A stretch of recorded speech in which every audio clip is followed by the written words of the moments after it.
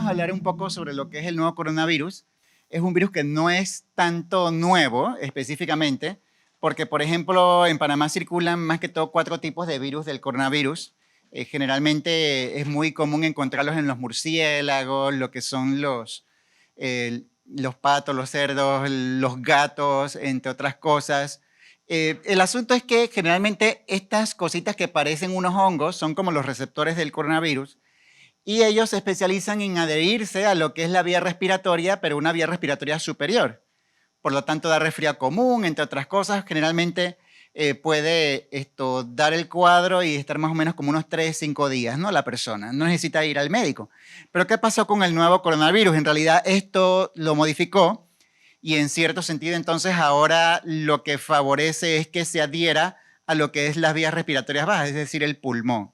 Y al adherirse al pulmón entonces da otro tipo de cuadros como lo es un cuadro inflamatorio muy importante, ¿no? Y si el pulmón se inflama, al final entonces la persona tiene dificultades para respirar, entre otras cosas. Por lo tanto, esto es más o menos la situación actual hasta las 6:30 de la mañana, donde hay más de 222.000 casos a nivel mundial y de esos hay más de 9.000 casos o de defunciones. Pero lo importante es también ver lo que es la cantidad de recuperados, que son más de 84.000.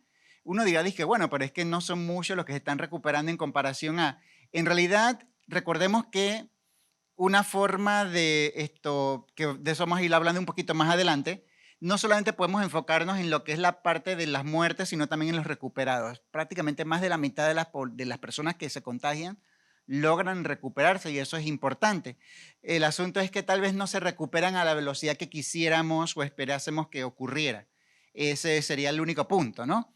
Pero bueno, vemos en Panamá en realidad cómo hemos llegado a 109 casos, tenemos un fallecido y la mayor cantidad de los casos se presenta en las áreas de mayor concentración de la población. Eso involucra lo que es Panamá Metro o Panamá Centro, lo que es el área de San Miguelito, entre otras cosas. Pero sin embargo estamos viendo casos lejanos en diferentes áreas como tal, que no significa que el virus esté esparciendo, sino que simple y sencillamente son personas que en algún momento salieron de lo que es el área donde había más concentración y entonces han ocurrido casos en esos lugares. Siempre y cuando exista la medida de aislamiento, que es una de las cosas más importantes, vamos a ver que esto en realidad no va a pasar mucho más allá.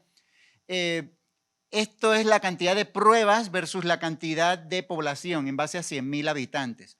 La OMS el lunes, en conferencia de prensa, dio un mensaje a las naciones.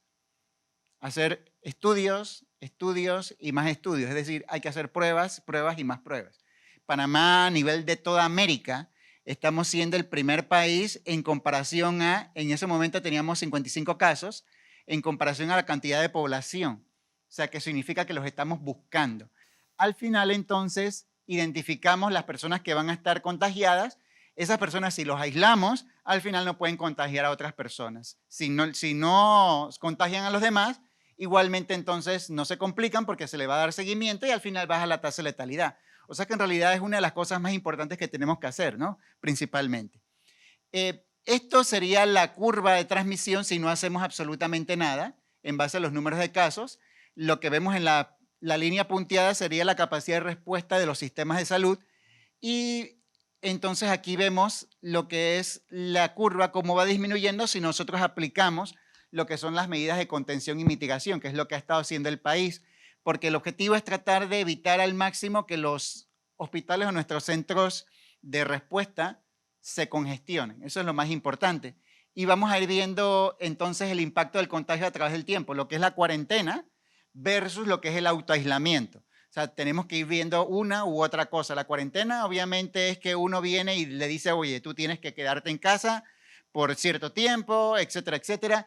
El autoaislamiento es, oye, yo me siento con algún síntoma del resfriado, ¿sabes qué? Yo mejor me voy a quedar en casa. Son dos medidas muy distintas, pero que al final tienen un impacto muy importante.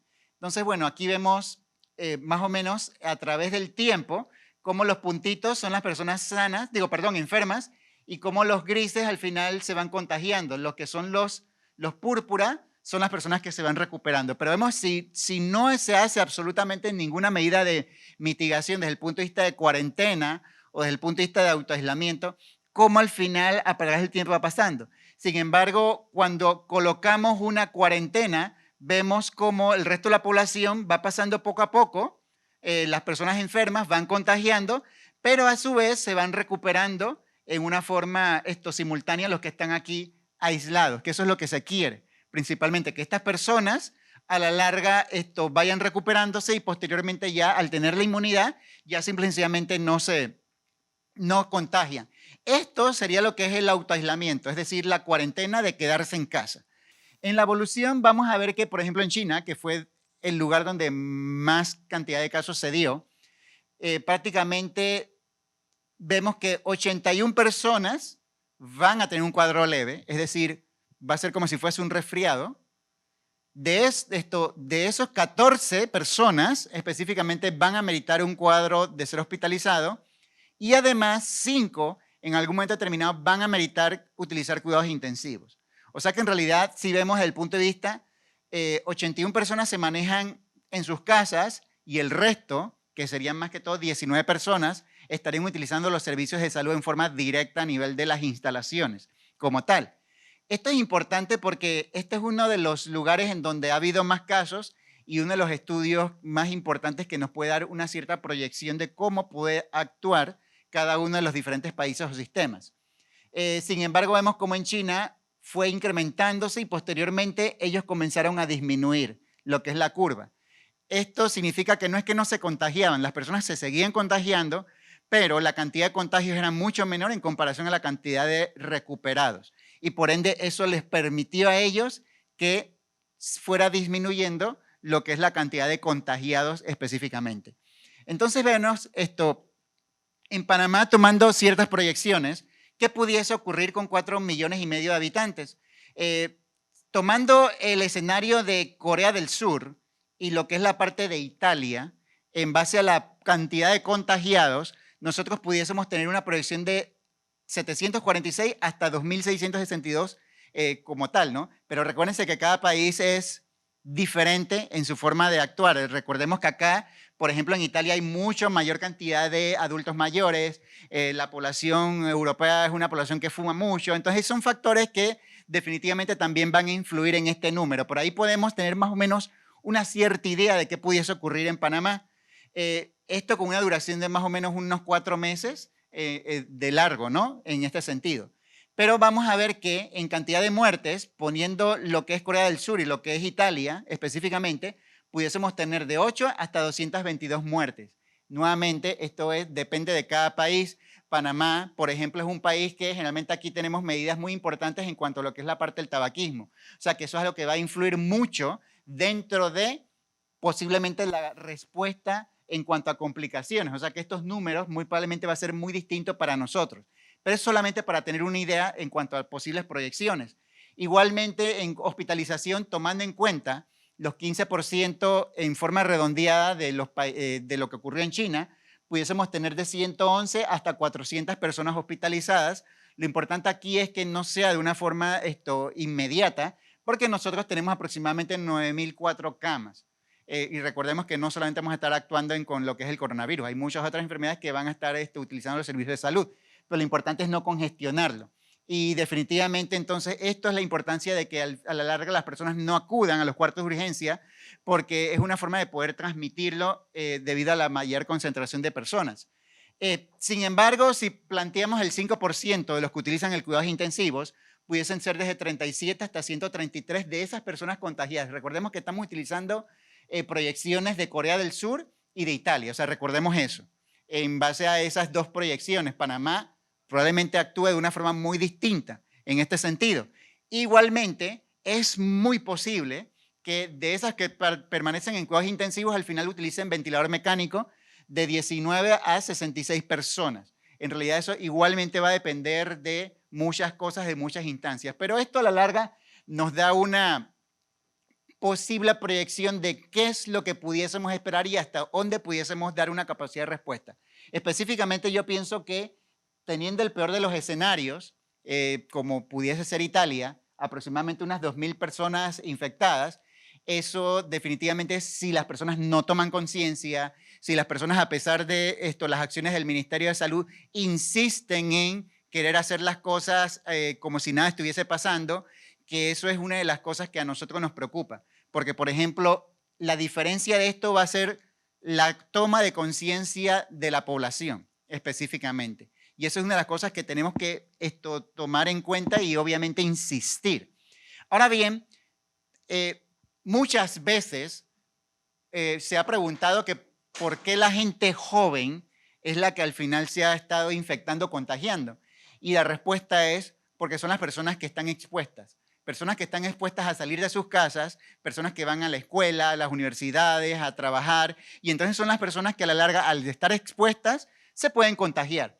En base a eso, el grupo poblacional, entonces vamos a ver los muertos. Aquí vemos que la cantidad de muertes va aumentando en base a la edad. Y si lo vemos desde el punto de vista ya de porcentaje, el 14% de la población, de los mayores de 80 años, a la larga van a tener un desenlace fatal, va a ir disminuyendo a medida que va disminuyendo la edad. Y esto es muy comprensible porque si lo vemos desde el punto de vista de las edades de las personas, recordemos que a mayor edad el sistema de defensa usualmente va a ir disminuyendo o va a tener una capacidad de respuesta mucho menor. Eso es algo esperado. Hay otra cosa en medicina. Por cada década de vida, o sea, por cada 10 años, generalmente uno va a tener mínimo un problema de salud. O sea que si yo tengo 50 años, mínimo yo voy a tener 5 problemas de salud. No es lo mismo el cuerpo a tener un solo problema de salud a que tenga 5 problemas simultáneamente. Entonces, la capacidad de respuesta del cuerpo también va a influir en este sentido. Eso nos explica también por qué los niños, a la larga, están reaccionando mucho mejor. Porque los niños tienen mayor cantidad de defensas, inmaduras como tal, pero igual tienen muchas más defensas que los adultos. Los niños van a tener menor cantidad de enfermedades. Eso no significa que no lo vayan a tener, pero sí van a tener menor cantidad de enfermedades como tal. Y por ende, la tasa de infección o la tasa de mortalidad o de complicaciones es mucho menor. No significa que los niños no se puedan contagiar. Sí se pueden contagiar y pueden fallecer, pero la capacidad de ellos es mucho mejor en comparación a lo que es el adulto, ¿no? En este sentido. Sin embargo, cuando vemos desde el punto de vista de lo que es el sexo, vamos a ver que, por ejemplo, en el estudio de China, la mayor cantidad de los fallecidos eran adultos, hombres. ¿Y eso por qué? Tenemos que ver no solamente la parte de la genética, definitivamente la mujer, desde el punto de vista de las hormonas sexuales, mientras la mujer esté menstruando, va a tener cierto grado de protección para lo que es el riesgo cardiovascular, cierto grado. Pero a medida que ya deja de tener esas hormonas sexuales circulando, entonces se iguala lo que es, el riesgo de complicaciones. Sin embargo, la mujer desde el punto de vista cultural tiene otros aspectos. La mujer es mucho más consciente en cuanto a lo que es la parte de autocuidado. Generalmente la mujer está mucho más pendiente de mantener la salud en el resto de la familia, entre otras cosas. La mujer en China, por ejemplo, fuma menos en comparación al varón. Entonces son aspectos que a la larga también inciden en este caso, porque el varón va a ser el último en acudir al sistema, y eso a la larga hace que el varón vaya mucho más complicado cuando al final llega al sistema de salud. Por lo tanto, estos son aspectos que también tenemos que tomar en cuenta en cuanto a lo que es la incidencia cultural.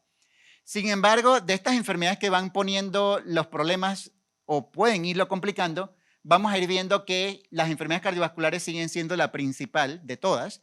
También la diabetes, hipertensión, las personas que fuman y lo que es el cáncer. Todas ellas, a la larga, disminuye el sistema de defensas. Entonces, cualquier enfermedad que te afecte las defensas en una forma indirecta, te va a empeorar lo que es el cuadro.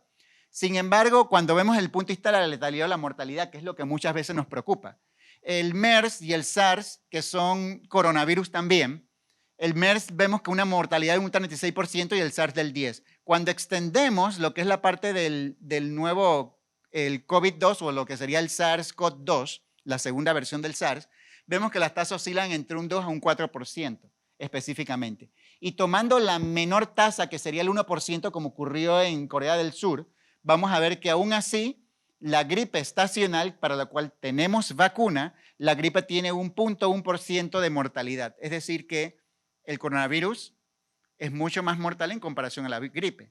Y la gripe tenemos lo que es la parte de vacuna. Y en Panamá hubo varias defunciones por lo que es la parte de la influenza específicamente. Entonces, estas son cosas que nos dicen, oye, ¿sabes qué? Tengo que poner mucho más de mi parte y hacer mucho más caso a lo que son las medidas preventivas. en este sentido, ¿no? Porque ¿cuánto tiempo ha pasado desde que se presenta una muerte? Por ejemplo, cuando se presenta el primer fallecido, generalmente ha transcurrido de 2 a 3 semanas de circulación de lo que es el virus. Es decir, desde el momento en que se inició la enfermedad y se dio un primer fallecimiento, eso es más o menos el lapso que uno espera, de 2 a 3 semanas. Y eso porque es importante, porque también depende inclusive en cuanto a lo que es la parte estacional, ¿no? La época del año. Porque, por ejemplo, vemos que hay virus, el adenovirus, que es el que produce dolor de garganta, etcétera. Eso está en todo el año. Pero hay virus como, por ejemplo, el de la influenza, que sería en noviembre, diciembre, hasta más o menos marzo, abril, en donde va a estar circulando. Vemos que el coronavirus más o menos tiene más o menos un comportamiento similar hasta abril específicamente, pero esto son en las poblaciones o en los países templados, los países del norte específicamente. Recordemos que nosotros estamos en el área tropical y en el área tropical tenemos 2 estaciones, la estación seca y la estación lluviosa. Al empezar la estación lluviosa, la circulación de los cuadros de virus respiratorios van a circular mucho más. Por lo tanto, esto es una de las cosas que a la larga puede darnos una idea de cuánto tiempo más pudiese extenderse lo que es este cuadro específicamente. Ahora bien, si lo vemos desde el punto de vista de lo que es la parte de la epidemia, ahorita mismo se ha establecido ya la OMS que estamos en una fase 6, que es la fase de pandemia. La fase 1 era entre los animales, entre los gatos, los murciélagos, etc. Después la fase 2 ya una persona que estuvo expuesta a un animal, los granjeros, los ganaderos, los veterinarios. La 3, él se lo pega a sus familiares. La 4, los familiares se lo pegan en las escuelas, lo pasan a la parte laboral. Y ya la fase 5 ya estamos hablando de un territorio mucho más amplio, específicamente. Ahorita mismo estamos en una fase 6, que es una fase que está afectando ya los 5 continentes a nivel mundial, ¿no? Pero lo bueno de la fase 6 es que después de esta ya viene una disminución. Eso es lo que se espera que vaya ocurriendo en este sentido. ¿Por qué? Porque ahorita mismo estamos en un cuadro de aumento de la curva, que la curva va a venir posteriormente un aumento mucho mayor, pero ya después va a venir una disminución. Eso fue lo que le pasó a China. China posteriormente logró una media meseta, logró llegar y ya ellos están en lo que es la parte de disminución de sus casos. Nosotros estamos apenas empezando por aquí. O sea que en realidad estamos, como quien dice, esperando que esto avance posteriormente y mientras más temprano hagamos las acciones de mitigación y de contención, obviamente esto va a ir logrando una meseta mucho más rápido, que es lo que en realidad esperamos. Sin embargo, el doctor Tedros, del director general de la OMS, él menciona que se espera una transmisión comunitaria sostenida. O sea, ya la OMS está indicando que muy probablemente los casos no los voy a poder identificar aisladamente, es decir, saber quién fue el que contagió a esa persona. O sea, tarde o temprano, ya esto no voy a poder identificar quién fue el que logró contagiar. Y eso sería lo que uno denomina una transmisión comunitaria sostenida. Es más que todo eso. El asunto está que él menciona también que en algunos países la voluntad política no coincide con lo que es la amenaza real a la cual se enfrentan. Estas son medidas que él definitivamente le está hablando a nivel de los diferentes países en cuanto a las acciones que deberíamos estar tomando. En Panamá hemos sido muy responsables y hemos estado actuando en base a las diferentes acciones desde el punto de vista epidemiológico. Sin embargo, el día lunes él mencionaba que la amenaza ya se había vuelto muy real hasta tal punto que ya entonces ellos lo detectaron o lo decretaron como una pandemia global. La diferencia de cuando uno decreta una pandemia global es simple y sencillamente que yo todos mis recursos, absolutamente todos, lo origino o le pongo la directriz de que sea específicamente para ese cuadro que me está afectando. O sea que si yo tengo varios técnicos, varias cosas desde el punto de vista financiero, entre otras cosas, todo debe ir orientado hacia eso. Me debo de disminuir en base a los otros problemas existentes, sino que solamente me enfoco en eso. O sea, esa es la diferencia de lo que es la parte de la pandemia. Sin embargo, también el doctor mencionaba que están profundamente preocupados ante los niveles alarmantes de la inacción. Es decir, a pesar de que se ha mencionado de que esto va a ir en aumento, obviamente muchas personas todavía no han tomado en cuenta lo que es la parte del impacto de esto, ¿no? Específicamente.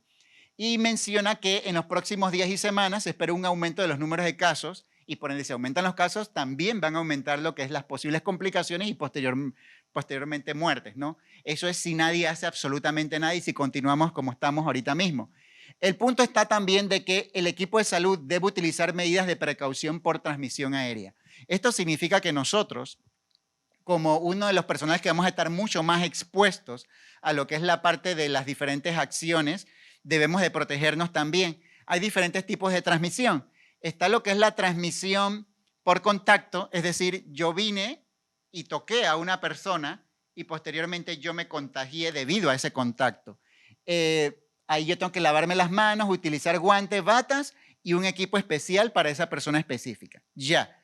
Pero también está lo que es la parte de precaución por gotitas. Es decir, cuando una persona habla, generalmente puede botar gotitas, saliva o algo similar. En ese caso, además del lavado de manos, utilizo entonces lo que son las mascarillas y me protejo lo que es el área ocular y lo que es la área bucal principalmente, o lo que es nariz y boca.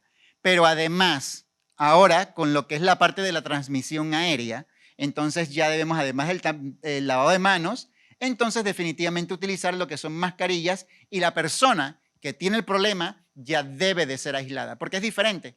En el caso de que sea a nivel aéreo, ya lo que es la parte de las medidas de distanciamiento, no es que no tengan efectividad, sí tienen efectividad, pero no va a ser la efectividad tan esperada como la que uno quisiese.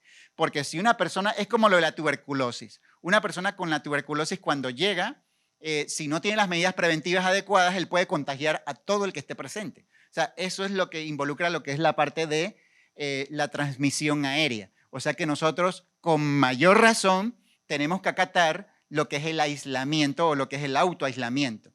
Porque al estar expuesto en lo que es la parte del ambiente, entonces es mucho más fácil el hecho que yo me pueda contagiar.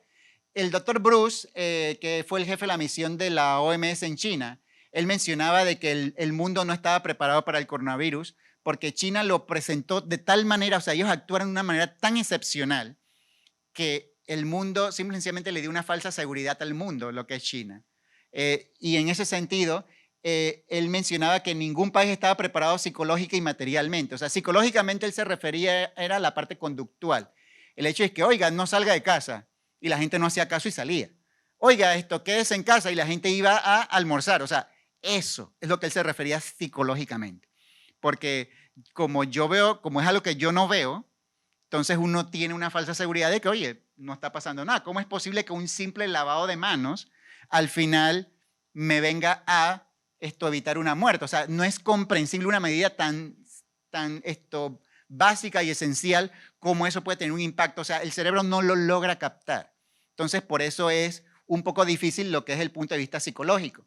Ahora bien, el Centro de Control de Enfermedades de los Estados Unidos dice que él se va a propagar en todos los Estados Unidos. O sea, ya ellos están esperando esto en este sentido. Lo importante aquí es que esto va a producir cambios en la vida cotidiana. O sea, si antes yo venía y yo andaba por ahí sin ningún tipo de problema o preocupación y yo entraba a la casa con mis zapatos puestos, ahora esto va a involucrar el hecho de que yo tengo que cambiar conductas. Ya no voy a entrar con los zapatos puestos, ahora me los quito desde antes de entrar a la casa, por ejemplo. Y lo primero que yo hago después de entrar a la casa es lavarme las manos. O sea, esa es la parte conductual que la gente va a tener que ir modificando para poder hacerle frente a esto. Y bueno, definitivamente Panamá tuvo su primer caso y desde ese entonces hemos estado con una lucha titánica al respecto. Pero una de las cosas que se menciona mucho es la parte de la seguridad y la distancia, el famoso distanciamiento social. Y eso es debido a que generalmente una persona debe estar distanciada de 1 a 2 metros. ¿Por qué? Porque más o menos 1 metro de distancia es que pueden llegar lo que son las gotitas o lo que es la parte de la saliva cuando una persona está hablando. Sin embargo, 2 metros sería ya cuando una persona está enferma, para tratar entonces obviamente de evitar. Esa es una forma de seguridad específicamente. Una persona que está a menos de 1 metro es un contacto cercano y menos de 1 metro entonces yo me puedo contagiar. Y el contacto cercano, si lo tengo por más de 15 minutos, entonces ya en ese sentido yo voy a contagiarme. Por eso es que el personal de salud es mucho más vulnerable, porque uno está constantemente frente a esta persona. Por eso es que los familiares están mucho más vulnerables porque están constantemente. Entonces, esos son aspectos que también tenemos que tomar en consideración. Lo otro es que definitivamente una cosa es hablar y otra cosa es estornudar o toser. Porque cuando uno estornuda o tose, generalmente las gotitas salen a 160 kilómetros por hora. Eso involucra una distancia de hasta 7 metros y puede permanecer en el ambiente, hablando del virus de la influenza como tal, puede permanecer hasta unos 10 minutos en el ambiente específicamente. Sin embargo, aquí vemos entonces la forma, estas son fotos a cámara lenta, como tal, mientras la más pequeña es la gotita, mucho más lejos va a llegar. Entonces, son aspectos, recordemos que la gotita sale y ella por gravedad va a ir cayendo. Eso es lo que se espera. Las pesadas van a caer mucho más rápido en comparación a las más livianitas o las más chiquitas. Entonces, mientras más chiquita sea, mucho más lejos va a poder llegar. Ahora bien, en cuanto a lo que es la parte del contagio, una persona con el virus del SARS-2, que sería el nuevo coronavirus, puede contagiar aproximadamente 2.68 personas. Es decir, uno me va a contagiar 3 personas. Esas 3 personas me va a contagiar 3 personas más. Y esas 3 personas me va a contagiar a 3 más y así sucesivamente. Por lo tanto, si vemos el virus de la gripe contagia a la mitad. Es decir, 2 personas engripados me van a enfermar a 3. Pero en el caso del nuevo coronavirus, una persona me va a contagiar a 3. O sea que en este caso es mucho más contagioso si lo vemos desde el punto de vista en comparación a lo que es el virus de la gripe. Por lo tanto, ¿cuál sería la velocidad del virus? La velocidad del virus en realidad no es lenta. La velocidad de propagación del virus es bastante rápida. Por eso tiene un tiempo de contagio sucesivo desde de 5 a 6 días. Es decir, desde el momento en que yo me contagio hasta el momento que yo contagio a otras personas, pueden pasar de 5 a 6 días de lapso. ¿Eso qué significa? Que aproximadamente uno debería de esperar, en cuanto a lo que es la cantidad de casos, cada quinto o sexto día que se estuviese triplicando aproximadamente los casos. Es para tener una idea más o menos, porque esto obviamente va a variar en base a las diferentes acciones que uno vaya haciendo. Si yo identifiqué de una vez a la persona que tiene el riesgo y de una vez lo aislé, ya esa persona probablemente no va a contagiar a 3. Entonces, ahí yo rompo con lo que es el ciclo del contagio. Sin embargo, ¿cuánto tiempo sobrevive, por ejemplo, el virus de la influenza? ¿Por qué hablamos de la influenza? Porque la influenza estamos mucho más acostumbrados. Ese es un virus que ha circulado con nosotros. Eso va a depender de 4 cosas: la humedad, la temperatura, la ventilación y la superficie. Por ejemplo, la humedad, le gusta lo húmedo. Panamá es un país húmedo. La temperatura, le fascina el frío. Panamá no es un país frío, pero el asunto es que los lugares donde estamos simulan esos lugares muchas veces. La ventilación, si es un lugar cerrado, el virus permanece mucho más tiempo. Y eso es algo muchas veces que va a ocurrir en los lugares donde uno simula el frío. Y obviamente la superficie. Si es una superficie lisa, el virus vive mucho más tiempo en comparación a las superficies rugosas. Por lo tanto, en la mano, por ejemplo, si yo de repente voy a estornudar y uno reflejamente se lleva la mano a la cara, a la nariz y la boca, el virus de la influenza puede vivir aproximadamente unas 3 horas. Todo lo que yo toque, al final el virus va a pasar. Si de repente yo tenía hambre y pagué con un billete de $5, que es papel, el virus puede permanecer ahí hasta 12 horas. Ese papel al final, ese papel moneda contagia a otros papel moneda. Si vienen y me pagan con Martinelli o con monedas que no son papel, que sería metal, el virus puede permanecer allí hasta unas 48 horas.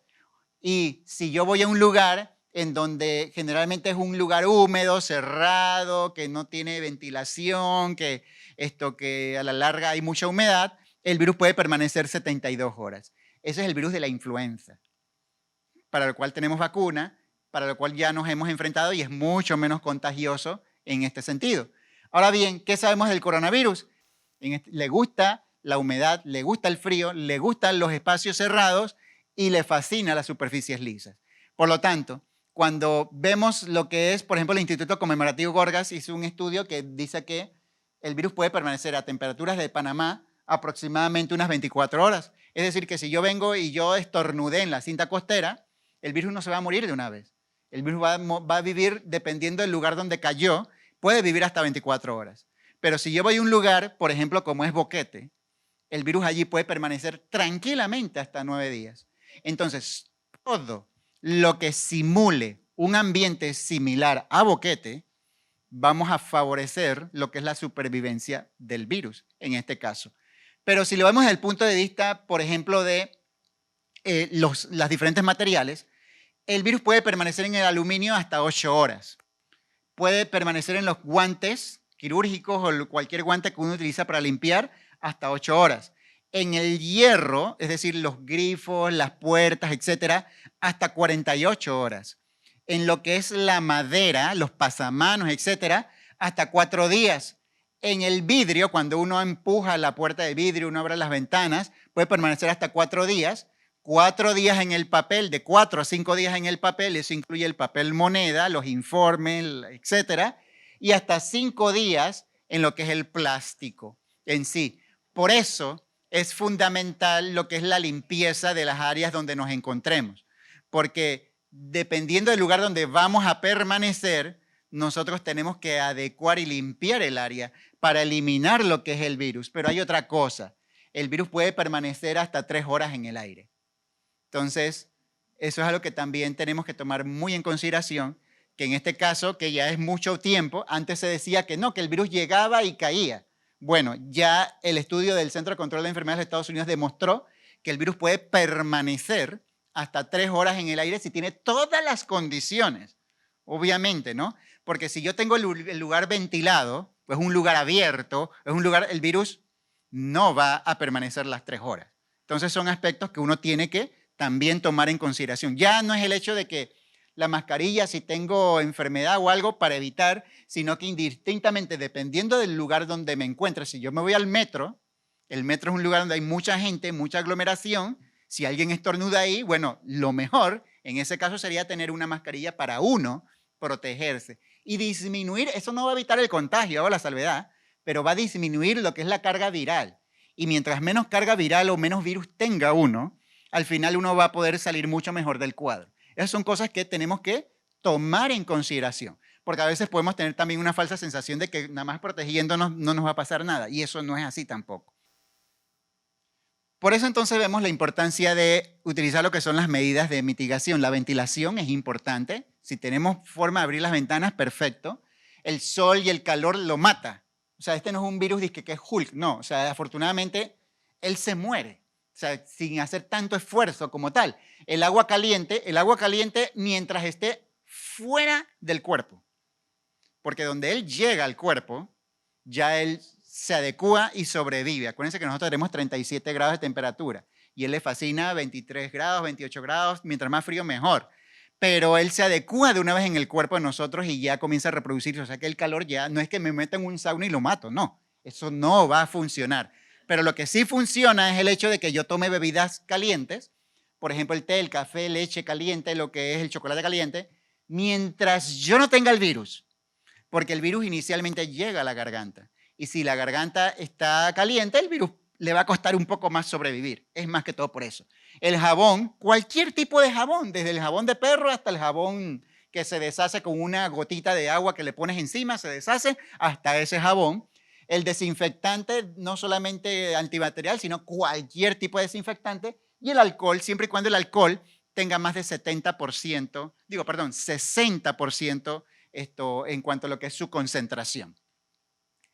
Sin embargo, hay lugares de riesgo. Por ejemplo, un lugar cerrado, como los ascensores. Ese es un lugar de absolutamente riesgo. O sea, que este es otro de los motivos por el cual uno debería de utilizar lo que son las escaleras. Y definitivamente lugares de alta concentración, porque aquí definitivamente yo no tengo mi metro de distancia mínimo para poder mantener la seguridad. Entonces, mientras más concentrado esté la gente, mayor posibilidad de que yo me enferme. Y bueno, aquí vamos a ver este videíto. Y eso es solo un ejemplo, ¿no? Ahí pusieron un botón del ascensor, pero yo puedo ponerle los botones de los cajeros automáticos, el control remoto, lo que es la parte, o sea, cualquier cosa que uno esté con los pasamanos, cuando uno baja en los moles, o sea, definitivamente de animal a personas es una forma y la otra, que es lo que está ocurriendo en Panamá, es de personas a personas. Sin embargo, también nos preocupan los animales. Afortunadamente, las mascotas En este caso, ellas no son infectadas y no pueden propagar el virus. En este caso, si no se infectan y no lo pueden propagar, entonces son seguras. Sin embargo, con todo y eso, el Centro de Control de Enfermedades de los Estados Unidos menciona que si el dueño tiene el COVID, uno no puede ser acariciado, acurrucarse, besarse, ser lamido, compartir la comida con el mejor amigo o el gatito o lo que fuese. O sea, uno no lo puede hacer como tal. Porque recordemos que ellos lamen, huelen de todo y entonces por ahí es que al final se va a contagiar. El virus va a caer tarde o temprano al piso también y a las diferentes áreas. Entonces también uno se contamina de esa manera. Pero ¿qué pasa con los paquetes? ¿Será que yo también ahora yo tengo que evitarme el paquete made in Italia, made in Corea, made in, o sea, yo tengo que en realidad ver que es muy baja la probabilidad de que yo me contamine con este tipo de artículos, por lo tanto son también seguros. Lo otro es la incubación, son 14 días, pero este es el promedio. Por eso es que todo el mundo dice las benditas 2 semanas como tal, pero se sabe que desde el día 1 hay personas que pueden ser contagiosas. Y excepcionalmente ha habido personas también que hasta el día 28 también han podido contagiar. Pero el promedio ha sido 14 días, la gran mayoría de las personas. Por eso es que al final se recomienda las 2 semanas. Lo otro es que los síntomas más comunes han sido tos seca, dolor de cabeza, dificultad respiratoria, dolor de barriga, diarrea, fiebre. Pero ¿qué está pasando en Panamá? Porque cada país es diferente. En Panamá estamos viendo que lo más común es tos, fiebre, moco, dolor de garganta, dificultad para respirar y bueno, ahí viene dolor de cabeza y malestar general. Serían esos. Por lo tanto, yo puedo decir que en Panamá los signos y síntomas más comunes es la tos seca, una tos que me puede dar desde un medicamento hasta el hecho que me ahogué porque se me fue por el camino viejo, lo que es la parte de la fiebre. Y la fiebre no es que tenga que ser una temperatura alta, o sea, si yo tengo escalofríos, eso también es considerado fiebre.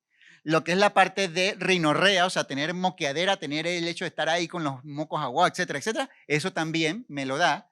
Lo que es la parte de dolor de garganta, principalmente, el hecho de tener dificultad respiratoria, si ya yo no puedo subir 3 pisos y ahora en el primer piso quedo agitado, eso es algo que me debe preocupar. Y también lo que es el dolor de cabeza, pero el dolor de cabeza puede ser cualquier cosa, desde una preocupación hasta el hecho de que haya dormido mal. Entonces, pero lo importante es que estos son los síntomas más frecuentes. Entonces, si yo los tengo, yo debería de tener un poquito más de perspicacia y entonces de buscar algún tipo de de diagnóstico en este sentido. Y en este caso el personal de salud nos ayudaría, ¿no? Pero los casos severos al final se complican porque tienen neumonía, viene dificultad respiratoria, una insuficiencia respiratoria y una falla renal. Eso es lo más común. El problema está que la neumonitis viral se maneja usualmente con corticoides y con interferón, que son medicamentos que bajan las defensas, usualmente. Eso fue lo que hicieron en China y les fue peor a las personas. Se complicaron mucho más. Pero ese es el manejo. Ahí fue donde se dieron cuenta que había algo diferente, específicamente. Por lo tanto, los 2 órganos más sensibles sería el pulmón y lo que es los riñones. Pero eso no significa que no afecte el corazón, porque hay falla cardíaca también. No significa que no afecte lo que es la parte del páncreas, etcétera. O sea, todos los órganos se van afectando, dependiendo de la vulnerabilidad de cada persona. Y al final, dependiendo de la afectación, puede llegar a lo que es la parte del desenlace de la muerte, ¿no? ¿Qué hace entonces el personal de salud? Nosotros evaluamos la garganta, vemos si está roja, si hay ganglios dolorosos, si la persona no puede tragar o le duele, si esto hay algún tipo de exudado, algún tipo de secreciones, porque ahí es el lugar donde el virus va a permanecer los primeros 2 días. Después, escuchamos los pulmones. Y al escuchar los pulmones para saber si ya el virus bajó específicamente. Si tenemos dudas, entonces nosotros mandamos radiografías. Las radiografías del coronavirus se ha visto algo interesante y es el hecho, el pulmón debe de verse negro, los dos. Pero cuando ustedes ven cosas blancas significa que hay cuadro inflamatorio. Y el cuadro inflamatorio del coronavirus afecta los 2 pulmones simultáneamente. Por eso que las personas están bien hoy y de repente al día siguiente están en cuidados intensivos, porque evoluciona de una forma rápida que a la larga entonces la persona no puede respirar y necesita ser entubado. Lastimosamente la forma de aislar el virus es tomando un hisopado nasofaringeo, es decir, yo introduzco un cutis largo por la nariz hasta que llegue a la garganta, la persona va a querer vomitar, pero esa es la forma de poder aislar el virus. Y después posteriormente en lo que es la garganta en sí. Se lleva al Instituto Conmemorativo Gorgas y en 3 horas tenemos el resultado en esta parte. Sin embargo, esto sería el problema. No hay un tratamiento específico hasta la fecha. ¿Eso qué significa? Lo único que puedo hacer es un manejo sintomático. ¿Tienes fiebre? Te doy para la fiebre. ¿Tienes diarrea? Te tapo. ¿Tienes no sé qué cosa? Eso es lo único que puedo hacer. Pero eso va a depender entonces del cuerpo de la persona. O sea, mientras más saludable esté, el cuerpo va a salir mucho más rápido. Generalmente las personas demoran hospitalizados 2 semanas, que es el periodo de 2 semanas de recuperación del cuerpo, tanto hospitalizado como lo que es la parte de autoaislamiento si la persona tiene síntomas leves en sí. Pero bueno, se ha visto muchos tratamientos que están todavía en investigación. El lopinavir y el ritonavir, que son medicamentos antivirales para el VIH, se está en estudio. Lastimosamente, el último estudio que se hizo demostró que no está siendo efectivo, así que ya este es un medicamento que no se va a poder utilizar. Lo que es el interferón no depende de que si viene de Cuba, de Italia, no sé qué, o sea, el interferón lo hace cualquier país como tal.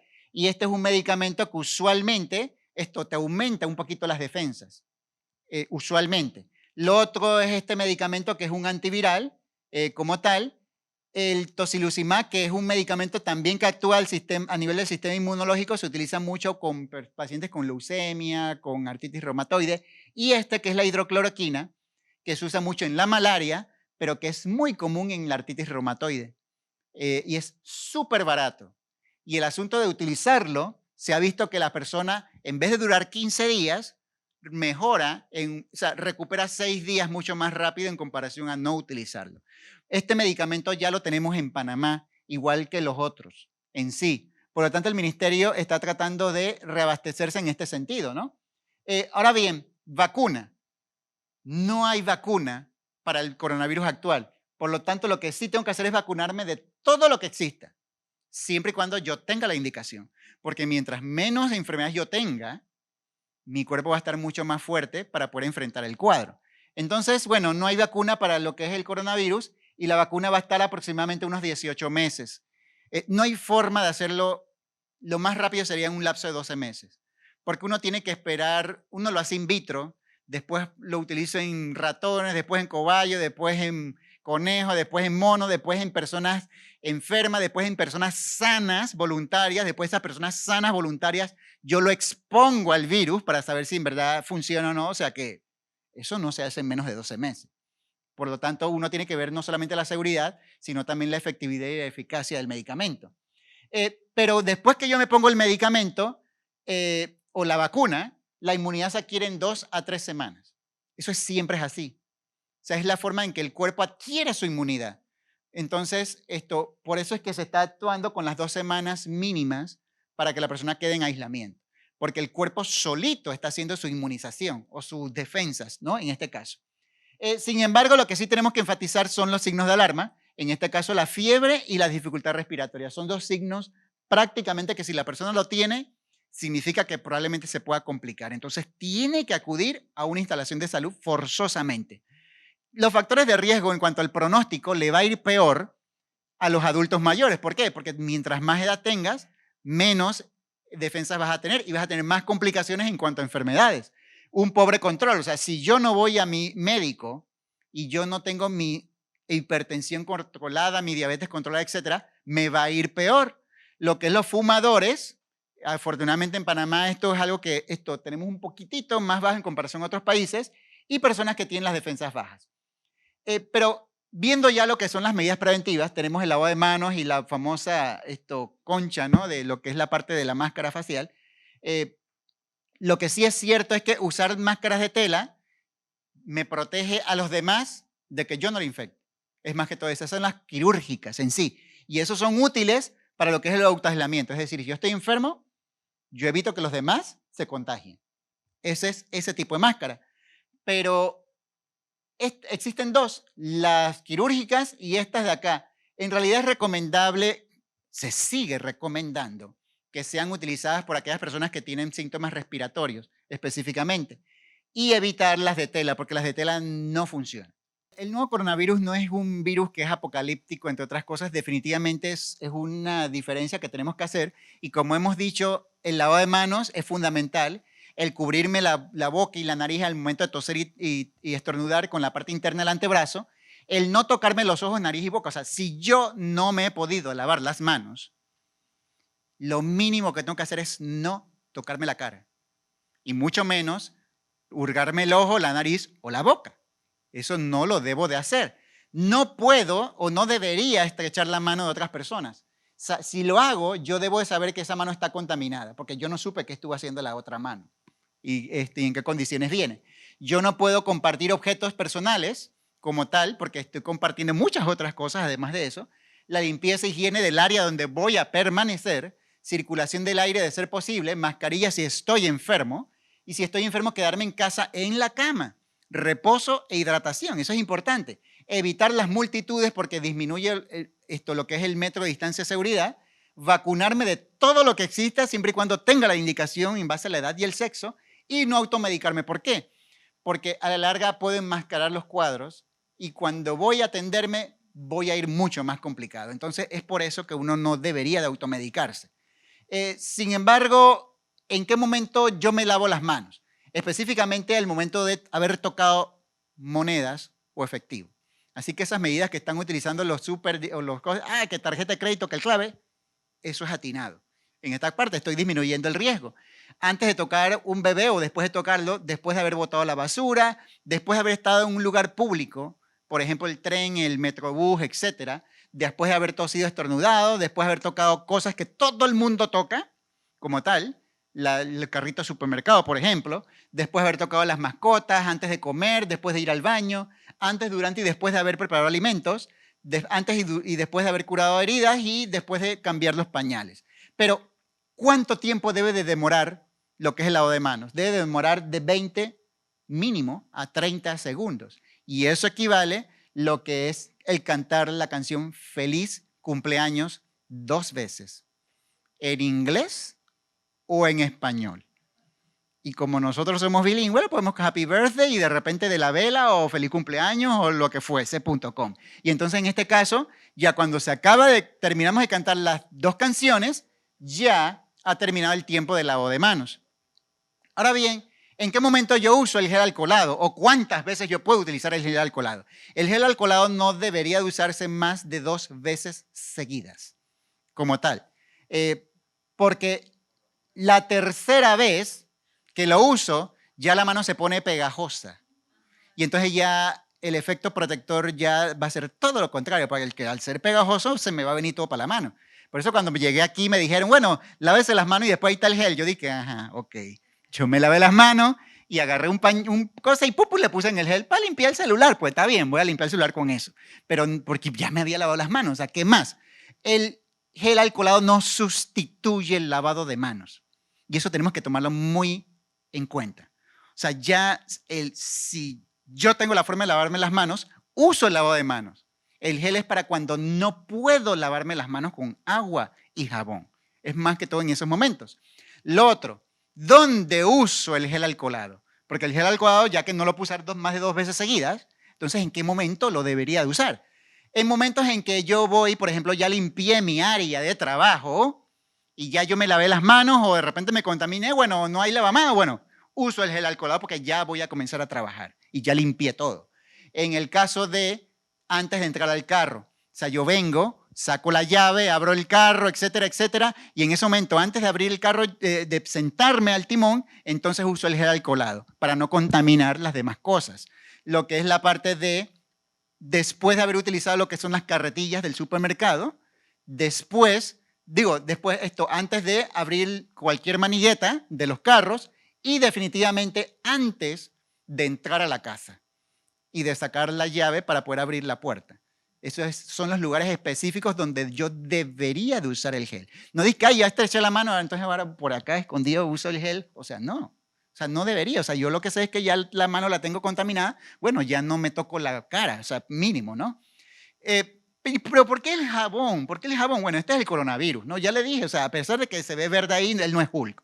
Por lo tanto, el jabón, lo que tiene es que el coronavirus tiene una capa de grasa. Y el jabón sabemos que elimina la grasa. Al eliminar la grasa, ¿qué pasa?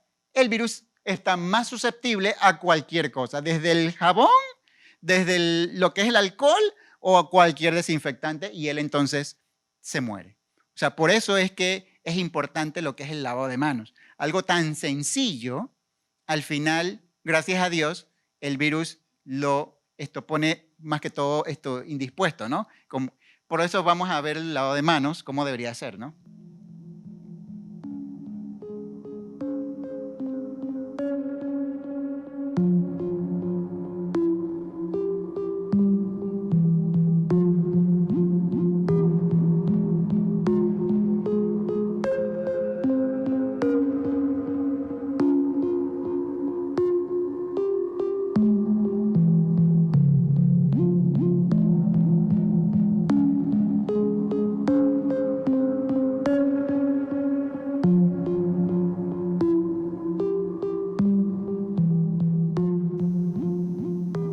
Y bueno, esto es importante, lo que es la parte del lavado de manos de que yo me tengo que secar las manos. Porque si no me la seco, no he hecho nada. Y no dice que, ay, me la seco con la ropa, o sea, me la contaminé. O sea, tiene que ser, trato de botar el máximo agua que tenga en las manos y agarro el papel toalla. A veces uno dice antes de lavarse las manos, para tratar de evitar tocar después, ¿no? Uno rara hace, te allí extendida, entonces, bueno, yo vengo, me lavo las manos, después como a veces es de esos de cosas que no son de palanquita, es mucho más difícil cerrarlo, bueno, agarro el papel, me seco las manos y con ese mismo papel cierro el grifo. Y posteriormente con ese mismo papel halo la puerta, porque todas las puertas de los baños entran. Ninguna puerta de un baño abre hacia afuera. Y uno dirá, oye, debería ser como el salón de operaciones. Uno entra así y ya, pues. ¿Quién fue el que se encontró, el que inventó que las puertas de los baños abren hacia adentro? Bueno, lo que pasa es que es mucho más urgente entrar a un baño que salir de un baño. Entonces, bueno, lo mínimo que uno tiene que hacer es mantenerse lejos de alguien que tose o estornuda. O sea, lo mínimo son 2 metros de distancia, es lo mínimo. Sabiendo que, en general, puede permanecer hasta 45 minutos lo que son las bacterias. Ya sabemos que el coronavirus puede durar hasta 3 horas. Pero ese es el promedio en general. Pero ¿qué pasa cuando yo estoy en un lugar donde no puedo hacer nada? Como es un lugar muy congestionado y no tengo para dónde salir. Bueno, lo mínimo es simplemente cubrirme yo la nariz y la boca. Tratar de utilizarlo como si fuera una especie de la parte interna, ¿no? Así. Porque no voy a usar la mano, ¿no? Porque la mano entonces ya me contamine todo. O movilizarme y tratar de caminar rapidito o lo que sea para otro lugar específicamente. Pero bueno, este es otro problema, ¿no? El celular. Yo tengo las manos limpiecitas y todo y al final, ¡pah!, el celular. El celular tiene más de 18 veces más gérmenes que el mismo inodoro, y no estoy hablando de la tapa. Por lo tanto, aquí lo importante es que uno debe de limpiarlo mínimo una vez al día, mínimo. Y lo limpio con alcohol, con cloro, con lo que sea, lo limpio. O sea, mínimo una vez al día. Y bueno, otro aspecto importante aquí es las fases de transmisión. Por ejemplo, hay un periodo precontagio, ahí no tengo ningún caso, cierro aeropuerto, esa es una forma. Lo otro es casos aislados, identifico un caso, bueno, te quedas ahí encerrado, no ningún contacto, ese es el otro. La otra forma es grupos infectados identificados, oye, ocurrió en esa institución, en esa escuela, en esa comunidad, yo cierro esa comunidad para que no se siga proliferando. Y la última fase es la transmisión comunitaria. En la transmisión comunitaria ya yo no identifico quién fue el que contagió a la persona. Cuando uno llega a ese nivel, ya definitivamente es mucho más rápido lo que es el contagio. Nosotros estamos todavía en esta fase, la fase 3. Aún estamos en esa fase. Y obviamente estamos tratando de evitar la parte comunitaria.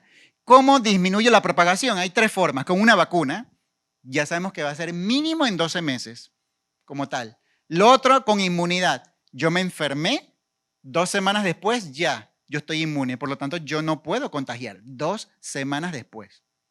Por eso son las 2 semanas de aislamiento. Si soy leve, 2 semanas estuve en el hospital, ya dije, ay, estoy mejor, ya voy para afuera. No, estás mejor.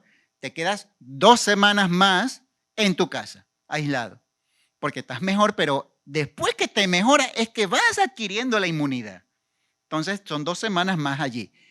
Esa es otra forma. Y por último, disminuyendo los contactos, que es aislamiento, distanciamiento social, entre otras cosas, porque así evito lo que es la parte de estar expuesto específicamente. A la larga, ¿con cuántas personas generalmente yo me cruzo al día? Por ejemplo, en un forma de promedio. Uno puede tener 10 contactos diarios. Y de esos 10 contactos van a ser 7 a 8 conversaciones y prácticamente 2 a 3 contactos físicos ya mucho más estrechos. Entonces, es muchas personas que yo no sé en realidad cuántas de ellas pueden tener algún tipo de contacto. Pero, por ejemplo, ¿qué dice el Centro de Control de Enfermedades en cuanto a lo que es la parte de aislamiento? Si yo me voy a quedar en mi casa aislado, yo no puedo salir. Y no solamente yo, que tengo la enfermedad, sino también mis familiares no pueden salir. O sea, todo el mundo está aislado. Entonces yo me tengo que preparar para eso. En este caso se recomienda alimentos secos por 14 días, 1 galón de agua por cada persona, productos higiénicos, desinfectantes, lo que es medicamentos de enfermedades de base por 30 días, botiquín de primeros auxilios por cualquier cortada, cosas así, y tener analgésicos, medicamentos para la tos, para la nariz, etcétera, etcétera. Eso, además de, para la salud mental, una buena señal de internet si se puede, para Netflix o lo que sea, una buena cantidad de libros para leer, juegos de mesa para distraerse, porque uno se va a cortar las venas después que está encerrado. Entonces me tengo que llevar bien con todo el mundo, entre otras cosas. O sea, eso es lo mínimo. El gobierno alemán dice que para que una persona sobreviva 10 días encerrado, necesita 20 litros de agua, 7 libras y media de cereal, pan, papas, fideos, arroz, 5 de verduras congeladas, 8 libras de frutas secas, 5 libras de requesón, yogur, leche, 3 de carne, pescado, 24 huevos, 400 de margarina, aceite vegetal, miel, media libra de azúcar, 2 libras de harina, 10 cubitos de pollo, 10 paquetes de galletas, 10 barras de chocolate. Pero eso es una sola persona, 10 días. Y son 14 días. O sea que debería ser casi el doble. Y como no es nada más una sola persona la que va a quedar aislada, sino toda la familia, eso yo tengo que multiplicarlo por la cantidad de personas que hay en casa. Eso es más o menos para que tengamos una idea de los productos que necesitamos para evitar estar saliendo, porque uno no debería de salir si estoy aislado. Ahora bien, uno de los problemas ha sido el gel alcoholado. Definitivamente, que no hay como tal. Entonces, ¿cómo yo hago el gel alcoholado a nivel de la OMS casero? Yo tengo el alcohol, que a veces no hay alcohol tampoco, 415 mililitros, le agrego agua oxigenada, 20 mililitros de agua oxigenada, le agrego 58 mililitros de agua destilada y por último, le agrego 7 mililitros de glicerina. Con eso, yo tengo mi gel alcoholado en sí, sabiendo de que el agua destilada es el agua que uno puede obtener en la casa de cuando uno evapora el agua, ¿no? Más que todo es eso, porque uno trata de eliminar los minerales, entre otras cosas allí. Pero bueno, eso es teniendo alcohol. Otra forma sería utilizar nuevamente alcohol, pero ya en menor volumen, 330 mililitros. Utilizo el agua oxigenada, el árbol de té, 15 gotas, y el gel de aloe vera, 150 mililitros. El gel de aloe vera es antibacterial, igual que el árbol de té. Los dos son antibacterial. Por lo tanto, esto es lo que sustituiría el agua destilada y la glicerina en sí. Y al ser antibacterial, entonces yo necesito menos alcohol. Por eso es menor la cantidad de volumen en este caso. Sin embargo, otra forma es utilizando el cloro. En este caso utilizo una cucharadita por cada 250 cc, el agua oxigenada, el agua destilada, 320, 15 de árbol de té y 150 de aloe vera. Sería esa forma. O sea, eso es utilizando lo que es el cloro, sabiendo que definitivamente el cloro mientras más diluido mejor. Porque acuérdense que el cloro al final es cáustico y te puede producir la mano, a pesar de que tú le estás poniendo aloe vera, que protege y humedece, y lo estás diluyendo, utilizar la menor cantidad. En realidad aquí dice 2 cucharaditas, yo le recomendaría que fuera una, en un medio litro de agua, principalmente. Lo otro son las benditas toallitas desinfectantes, porque yo tengo que limpiar mi área de trabajo, mi celular, etcétera, etcétera. Entonces, como tampoco hay, yo puedo utilizar las toallitas húmedas de los bebés y utilizo el cloro, una cucharadita, en un vaso de agua. Y eso lo diluyo en las toallitas y ya tengo mis toallitas, en este caso húmedas, pero clorinadas principalmente, sabiendo que es para las cosas, no para la mano. Porque al final, obviamente, la mano me va a quedar impregnada de cloro y eso. Entonces, yo tengo que saber que solamente es para las superficies o las cosas, ¿no? Entonces, Antes de entrar en la casa, ¿qué es lo que debería hacer? Obviamente intentar no tocar nada, algo que es imposible en ese sentido, pero yo debería de quitarme los zapatos. Ahí es bueno porque uno pisa de todo. Yo me quito los zapatos, tratar de evitar de quitármelos con la mano, o sea, lo quito con los pies, lo dejo en la entrada como tal, igual lo de los perritos, etcétera. Me quito la ropa que tenga. No es que me voy a poner, me quito todo, sino todo lo que está expuesto, si tengo una bata, si tengo alguna frazada, etcétera. Dejo bolso, todas las cosas en la entrada. Me ducho. Si no me puedo duchar, entonces, bueno, me lavo las manos primero, principalmente. Lavo después todos los dispositivos, los lentes, todas esas cosas. Desinfecto todo lo que haya traído como tal. Y entonces ya me quito las demás cosas, la ropa, etcétera, y lo echo en un cartucho. Aparte de la ropa sucia en sí, lo que uno recomienda en realidad es que ustedes tengan dividido la ropa del día de trabajo diferente a el resto de la ropa. O sea, en el caso mío tengo los sacos, las corbatas, las pijamas, los pantalones, todo lo que lo tengo aparte, y la ropa de batalla del día a día lo tengo acá aparte, para tratar de evitar lo que es la contaminación cruzada, ¿no? Lo otro es para convivir con alguien, debería dormir en camas separadas, utilizar baños diferentes, no compartir toallas, objetos personales, etcétera, limpiar y desinfectar los lugares donde esa persona va a estar, lavar la ropa, las sábanas constantemente o frecuentemente, mantener una distancia de 2 metros como mínimo es lo ideal, mantener ventiladas las áreas y bueno, si al momento de tener algún tipo de síntoma adicional como una fiebre, etcétera, llamar al personal de salud para que le ayuden en el manejo. Y cuando yo vaya a salir de la casa, siempre tengo que salir con la menor cantidad de cosas posible. O sea, me pongo chaquetas manga larga o de repente me recoge el cabello. Si tengo una mascarilla, voy a un lugar donde va a estar muy concurrido, me pongo la mascarilla. Trato de no utilizar el transporte público, de ser posible. Las mascotas, obviamente, no las saco a pasear. Me llevo pañuelos desechables para limpiar las superficies. Boto el pañuelo en un basurero. Si toso estornudo, utilizo lo que es la parte interna del antebrazo. Cuando toco efectivo, bueno, saber que tengo las manos contaminadas y me las tengo que lavar o limpiar, lavarme las manos y no estar tocando todo por allí, principalmente, y mantenerme a distancia de las personas, ¿no? Sin embargo, como ya hay personas que tienen el coronavirus, hay ciertas guías para esas personas para poder convivir con ellas. En este caso, lo que se recomienda es que la persona tenga un cuarto de ser posible para ella sola, donde tenga una ventana que dé hacia la calle, que pueda ventilarse, un baño de ser posible también para ella, de ser posible.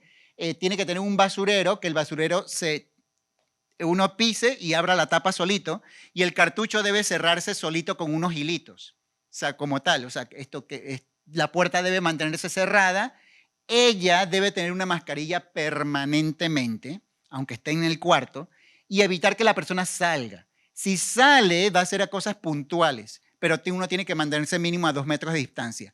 La forma de comunicarse con la persona son las redes sociales, utilizo el WhatsApp, entre otras cosas, para la comunicación.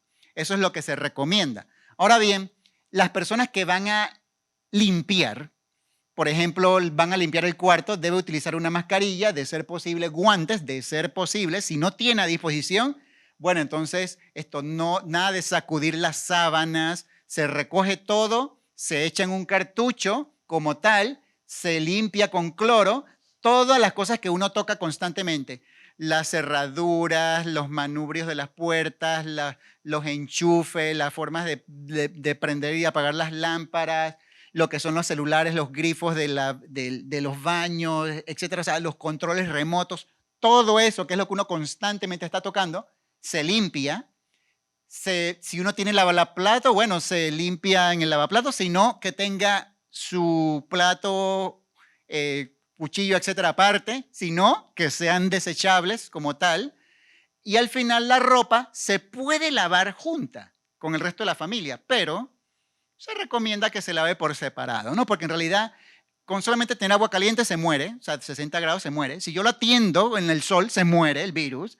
Lo que es el detergente, el cloro, el detergente como tal, va a matar el virus. O sea que no es algo que yo tengo que tener una medida tan extrema, ¿no? Pero bueno, para sentirse uno más seguro, generalmente se prefiere que sea aparte, ¿no? Y el basurero, yo tengo que, al momento de botarlo, meterlo en un cartucho, cerrarlo bien y que la persona tenga una toalla por sí sola para ella, ¿no? Específicamente. Eso es lo que se recomienda como tal. Entonces, bueno, con esto definitivamente el prevenir está en nuestras manos literalmente.